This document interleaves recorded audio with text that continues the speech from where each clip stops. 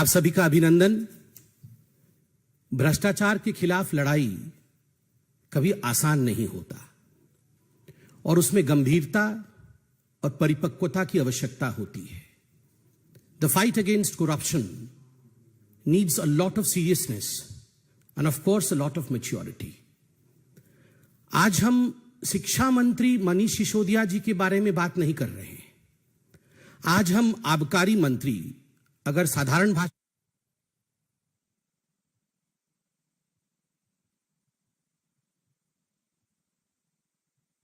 Party कहीं ना कहीं अपनी शिक्षा नीति, अपने स्कूल, इनके विषयों को सामने लाकर मनीष सिसोदिया की रक्षा करने की कोशिश कर रहे हैं। मगर प्रश्न उठता है, शराब मंत्री मनीष सिसोदिया जी ने शराब का घोटाला किया या नहीं किया? क्या यह हकीकत नहीं है कि आज दिल्ली में बच्चा बच्चा यह जानता है कि आम आदमी पार्टी और मनीष सिसोदिया जी ने अपने कमीशन के चक्कर में, यह एक टेक्निकल विषय है, हर कोई जानता है कि जहां तक होलसेलर की कमीशन का विषय था, पहले जो कमीशन 2% का था, उस कमीशन को बढ़ा करके 12% का कमीशन किया गया था। इतना बड़ा इजाफा जो कमीशन का है, यह क्यों किया गया था? ताकि इस कमीशन से मोटा माल, मोटा फायदा, एक प्रॉफिट बैकडोर से आम आदमी पार्टी कमा सके। और दुख का विषय यह है कि दिल्ली में बच्चों की जिंदगी को, स्कूल्स के आसपास जो बच्चे हैं, उनके जिंदगी में कहीं ना कहीं शराब घोल करके, कहीं ना कहीं दिल्ली में नशे को बढ़ा करके, उसमें से कमीशन खोरी की जो बदबू थी, आज पूरे दिल्ली को यह पता है। Everyone knows as to how to enhance their own commission. The Aam Aadmi Party had tried its best to spread addiction of liquor in Delhi. एक के साथ एक मुफ्त, किस प्रकार की नीतियों के माध्यम से स्कूलों के पास, वही अरविंद केजरीवाल, आप याद करिए 2014 के पहले जब चुनाव नहीं हुए थे, तो यही अरविंद केजरीवाल जी कहते थे कि हम मोहल्ले मोहल्ले जाएंगे, वहां पर हम मोहल्ला पार्लियामेंट करेंगे और वहां सदन में पूछेंगे महिलाओं से कि आप क्या चाहती हैं, कि हमारे मोहल्ले में शराब की दुकान बंद होने चाहिए या खुलने चाहिए? बहुत शराब के ठेके खुल रहे हैं मोहल्लों में। ये शराब के ठेके अगर महिलाएं कहेंगी बंद होनी चाहिए तो हम बंद कर देंगे। ये प्रचलन में है ये वीडियो, हर कोई इस वीडियो को जानता है, देख चुका है अरविंद केजरीवाल के इस वीडियो को।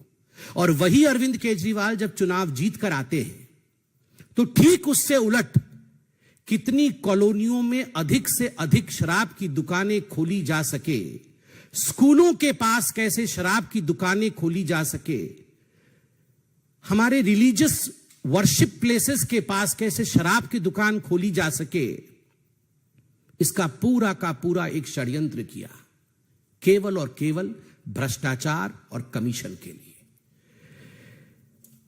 हमने बार बार शराब मंत्री, आबकारी मंत्री मनीष सिसोदिया जी से कुछ सवाल पूछे थे। अरविंद केजरीवाल जी खुद एक ब्यूरोक्रेट रहे हैं। अरविंद केजरीवाल जी को टेक्निकल प्रश्नों के उत्तर देने भली भांति आते हैं। मगर मैं आपसे पूछता, इतने महीनों में लगभग 1 साल का समय गुजर गया, क्या अरविंद केजरीवाल जी ने या उनके टीम में से किसी एक व्यक्ति ने एक्साइज पॉलिसी को लेकर कोई टेक्निकल प्रेस कॉन्फ्रेंस किया? हमने सवाल पूछा था कि आखिर ये पॉलिसी, आपकी जो एक्साइज पॉलिसी थी, जो शराब नीति थी, ये इतनी अच्छी पॉलिसी थी जिसके विषय में आप बोलते थक नहीं रहे थे कि इतने करोड़ों का हमें फायदा होगा, आखिर आपको वो आनन फानन में वापस क्यों लेना पड़ा? एक कारण आपने नहीं दिया। एक कारण दिए बगैर जब ये पूरा विषय कि इसमें घोटाला हुआ है, भ्रष्टाचार हुआ है, जब ये कहा गया, when you were flagged by the LG that this is an important issue and there is some corruption in this, you in fact took away the excise policy, you withdrew the excise policy. The question is, the excise policy which you always appreciated, which you always in fact spoke in favor, why had you to take it back? आपको उसे वापस क्यों लेना पड़ा? दूसरा, हमने बार बार पूछा कि ये होलसेलर्स का कमीशन आपने 2% से बढ़ा करके 12% क्यों किया? क्या ये स्टिंग ऑपरेशन के माध्यम से हमारे सामने नहीं आया कि इसका आधा कमीशन जो है रीरूटिंग होकर आपके ही पास आता था? ये सारे sting operation Bharatiya Janata party और भारतीय जनता पार्टी ने मीडिया से लेकर, क्योंकि मीडिया ने इसे अपने सोशल मीडिया साइट इत्यादि में डाला था, हमने इसे उजागर किया है। हमने सवाल पूछा था जब मीडिया ने दिखाया हमें कि ये जो आबकारी नीति थी, एक्साइज पॉलिसी थी, ग्रुप ऑफ मिनिस्टर्स के सामने रखने से पहले इसे अपने व्यापारी मित्र, जो शराब के व्यापारी थे, जो ठेकेदार थे, उनको लीक किया गया, पहले उन तक पहुंचाया गया ताकि जो उनके लाभ के विषय हैं वो उसे अपना लें और जो हानि के विषय हैं उसे ट्वीक कर दिया जाए, उसे चेंज कर दिया जाए। क्या यह हकीकत नहीं है कि हमने सवाल पूछा था कि ब्लैक लिस्टेड कंपनीज जो थी, कानून के मुताबिक ब्लैक लिस्टेड कंपनीज को मनीष सिसोदिया जी और आम आदमी पार्टी की सरकार उन्हें ठेका नहीं दे सकते थे, मगर क्या कारण था कि मनीष सिसोदिया जी ने बतौर शराब मंत्री दिल्ली को शराब में डुबोने के लिए आपने ब्लैक लिस्टेड कंपनीज को भी ठेका दिया? क्या कारण था कि कानून में एक प्रावधान है कि मैन्युफैक्चरर्स जो हैं उन्हें रिटेल के काम में नहीं लाया जा सकता? इस पूरी एक्साइज पॉलिसी में कानून को दरकिनार करते हुए आपने मैन्युफैक्चरर्स को रिटेल में डाला। इसका आपने किसी प्रकार से कोई एक्सप्लेनेशन नहीं दिया। क्या कारण था? हमने पूछा कि 144 करोड़ रुपया आपने अपने इन मित्रों का, जो शराब के ठेकेदार थे, लाइसेंस फी आपने माफ किया। इसका कोई उत्तर नहीं। रेटोरिकल उत्तर है कि बीजेपी हमें छोड़ना नहीं चाहती है, हम तो आगे बढ़ रहे हैं, मगर टेक्निकल उत्तर नहीं है। क्या कारण था कि इतने सारे स्टिंग ऑपरेशंस में जो सवाल उठाए गए थे, मनीष सिसोदिया जी को जब ये सवाल रूबरू होकर पूछा गया, मीडिया ने पूछा, तो मनीष सिसोदिया ने केवल ड्रामा कहकर इस पे कोई उत्तर नहीं दिया, प्रेस कॉन्फ्रेंस छोड़ के चले गए।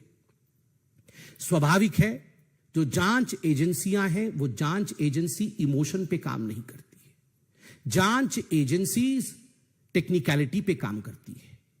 अगर 45 मोबाइल फोन डिस्ट्रॉय किए जाए, अगर सबूत मिटाने की कोशिश मोबाइल फोन के माध्यम से किया जाए, तो ये सारी चीजें सीबीआई और हमारी जो एजेंसीज हैं वो जानती हैं। वो पॉलिटिकल बॉडीज नहीं है, वो टेक्निकलिटी के आधार पर आगे बढ़ती है। तो स्वाभाविक है कि जिस प्रकार से आबकारी नीति में, शराब नीति में, एक्साइज पॉलिसी में आप इन प्रश्नों का उत्तर नहीं दे पाते हैं, तो आपसे पूछताछ होगी।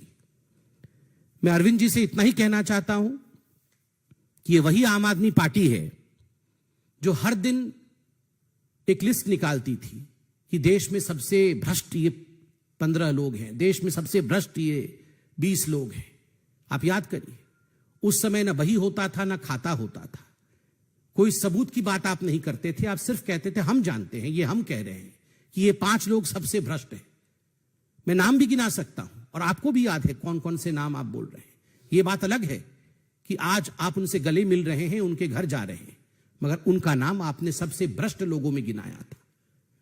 यहां केवल कोई पर्ची नहीं निकाली गई है, कोई भारतीय जनता पार्टी ने मनीष सिसोदिया जी को अक्यूज्ड नंबर 1 शराब घोटाले में नहीं बनाया है। जांच के आधार पर मनीष सिसोदिया जी अक्यूज्ड नंबर 1 बने।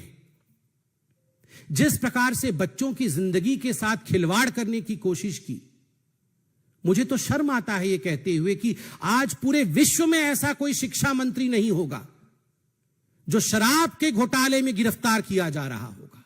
Just imagine an minister of education getting arrested for excise policy.